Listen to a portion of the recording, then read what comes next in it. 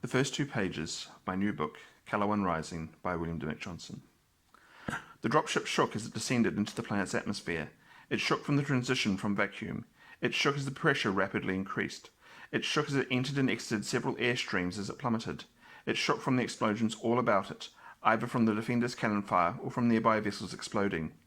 The noise was everywhere. The dropship's engines pounded, feeding the thrust as it accelerated it towards the surface. There were explosions outside and banging as debris bounced off the sturdy vessel's armour. The rattling of anything in the crew compartment that was not fully secured. Finally, there were murmurs and prayers of those in the crew compartment.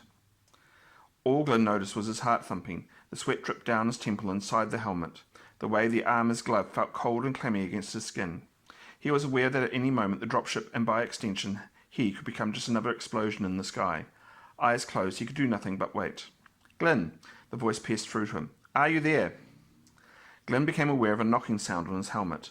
Opening his eyes, he noticed Artura leaning forwards and rapping on his helmet. "Glynn, stop falling asleep. I want to talk to you," said Artura. There was another bang and then a stomach-churning wrench as the dropship inverted. The noise from the thrusters increased, both in pitch and volume, as the engine strained to land gently to disgorge its payload and not make a sizable impact crater. "What is it?" Glynn yelled over the din. Artura leaned forward as much as his restraints allowed. "If you're not too busy being dead this evening, how about it?" Glynn was about to reply when suddenly it felt as if the giant slammed everyone into their seats. There was a screeching of metal, and the dropship's large outer doors opened, revealing light and a blasted hellscape outside.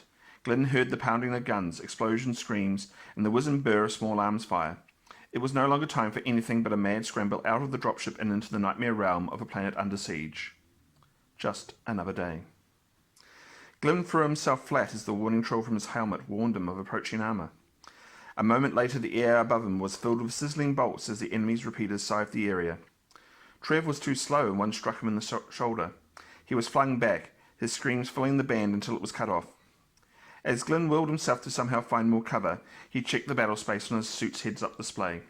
3 light skinners suppressed them while the Pacheri infantry advanced quickly.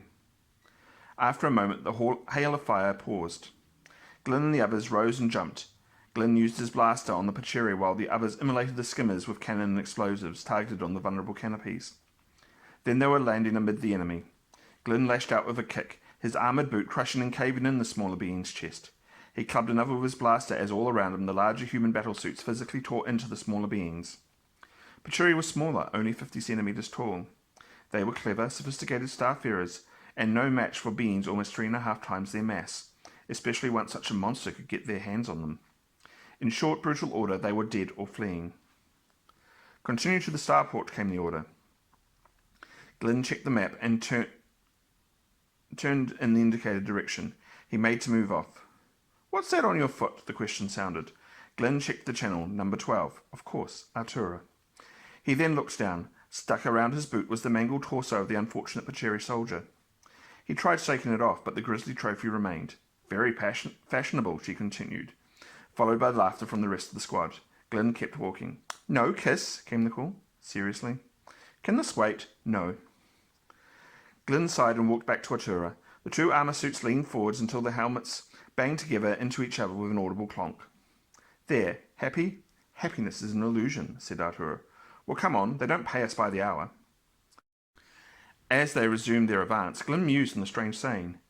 It meant, hurry up, but no one knew why.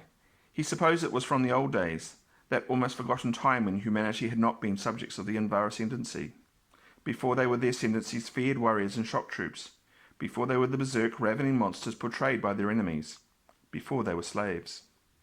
Glynn was brave, resourceful, and a credit to his clan and line. He and every human currently on this planet were property, valuable, useful, and remarkable property, but a slave nonetheless.